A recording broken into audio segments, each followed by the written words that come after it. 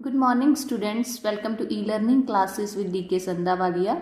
Students, in today's lecture, we are going to learn about chapter number 10, The Journey of Food.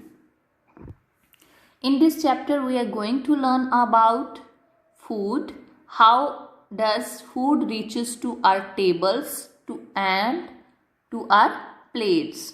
बेटा इस chapter में हम ये पढ़ेंगे कि जो फूड होता है, फूड में डिफरेंट टाइप का होता है, लाइक स्पाइसेस जो मसाले होते हैं, then vegetables, fruits, oil seeds, pulses, grains, दालें, अनाज, फल, सब्जियां, ये सभी कैसे ग्रो होते हैं, where they grow, how they grow and who grow them, कौन इनको ग्रो करता है, कैसे होते हैं, कहाँ होते हैं, ये सब हम इस चैप्टर में पढ़ेंगे. So let us start the text. How does food reaches our table? This is very interesting question कि जो फूड होता है वो हमारे टेबल तक कैसे पहुंचता है. अगर हम बिस्किट खाते हैं, whenever you want to eat sweet biscuits, and you can buy it from shops, do you think about from where it processed, from where the raw material of biscuit is purchased?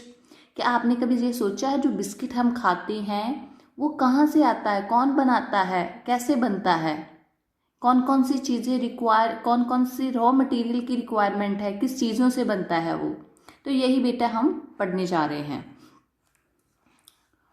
Food travel a long distance before it reaches our tables.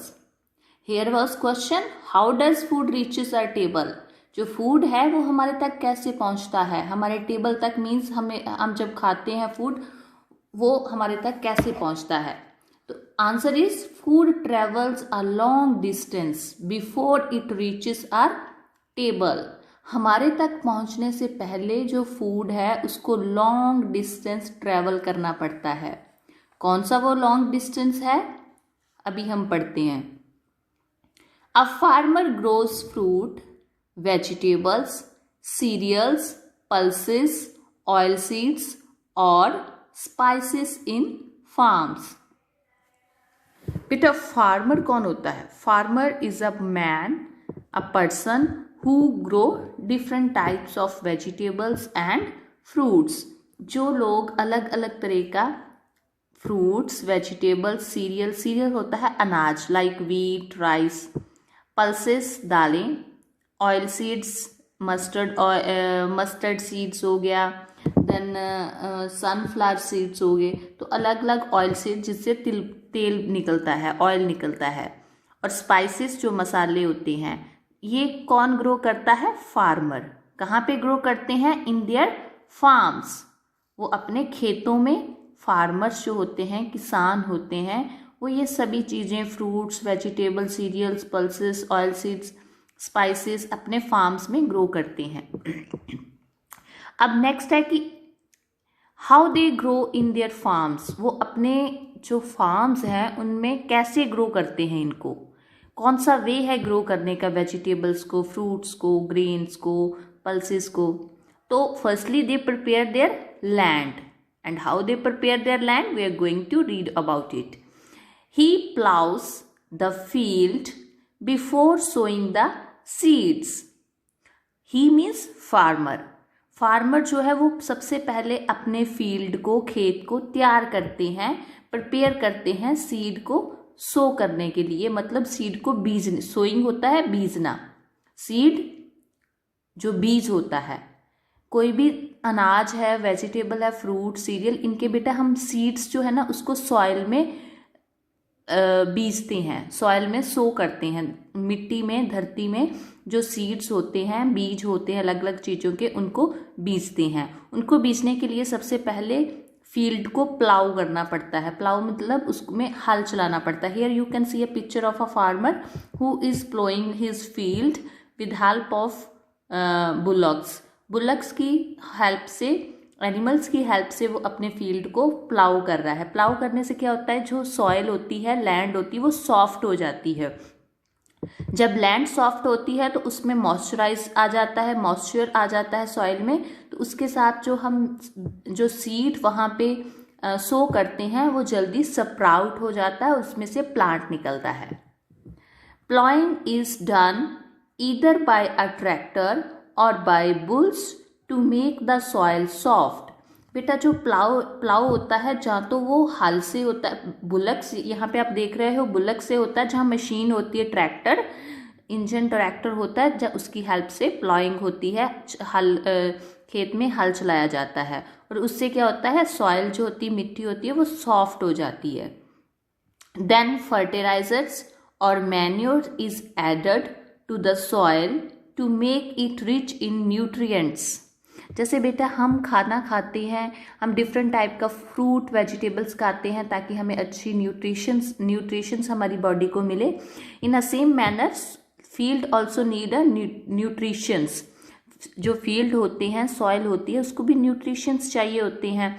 तो इसके लिए जो farmers होते हैं वो fertiliser या manure होता है एनिमल्स की जो वेस्ट होती है उससे बनने वाली खाद, और fertilisers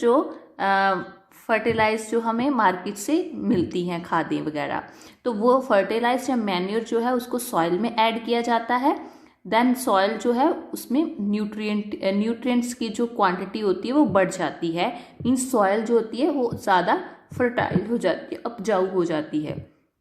once the soil is ready, the farmer selects the seeds of the plant suitable for the particular season. अब बेटा जब सॉइल रेडी हो जाती है, सॉइल को हम प्लाउ कर लेते हैं, हल चला लेते हैं, सॉइल सॉफ्ट हो जाती है। आफ्टर दैट क्या होता है, फार्मर सीड्स को सिलेक्ट करता है कि कौन से अच्छे सीड्स जो हैं जो सीजन के अकॉर्डिंग सूटेबल हैं। Season means as like which season is going on now, you can make text in comment box and also tell me which type of crops are growing according to present season। कौन सी जो crops है वो आपके area में grow कर रही है इस सीजन में, according to the season. Season मतलब जो रुत चल रही है उसके अकॉर्डिंग कौन सी क्रॉप जो है, जो कौन से सीड्स फार्मर ग्रो कर रहे हैं अपने फील्ड में, इसके रिगार्डिंग आप मुझे कमेंट बॉक्स में बताओगे। बेटा वंस रेडी हो जाती है soil, after that farmer seed select करता है according to in climate, according to season के अकॉर्डिंग, रुत के अकॉर्डिंग, जो सीजन के अकॉर्डिंग ही बेटा हर एक जो क्रॉप होती है वो सूटेबल क्रॉप जो है वो फार्मर ग्रो करते हैं, और उसी के अकॉर्डिंग आगे उसको सो कर दिया जाता है फील्ड में। He then sow them in the soil, gradually the seed grow into sampling and then into crops. अब बेटा क्या होता है, जब हम एक बार फार्मर जो है वो रेडी करता है सॉइल, उसमें न्यूट्रिएंट्स डाल देता है, मैन्योर, फर्टिलाइजर, आफ्टर दैट वो सीड भी सेलेक्ट कर लेता है। उसके बाद क्या करता है, वो उसमें सॉइल में सीड को सो करता है, मतलब बीज जो होते हैं उनको बो देता है फील्ड में, सॉइल में उसको स्प्रेड कर देता है। अब धीरे धीरे क्या होता है, gradually the seed grow into sampling and then into crop. तो जो सीड होता है वो स्प्राउट करता है, उसके बीच में से सैम्पलिंग में स्मॉल से प्लांट निकलता है, फिर वो बड़ा इनटू क्रॉप में चेंज हो जाता है। To protect the crop from pets like rats and birds and insects like locust, he uses various pesticides and insecticides also। बेटा जो फार्मर जब सीड को सो कर देता है, उसके बाद उसका काम यहीं पे ख़त्म नहीं होता।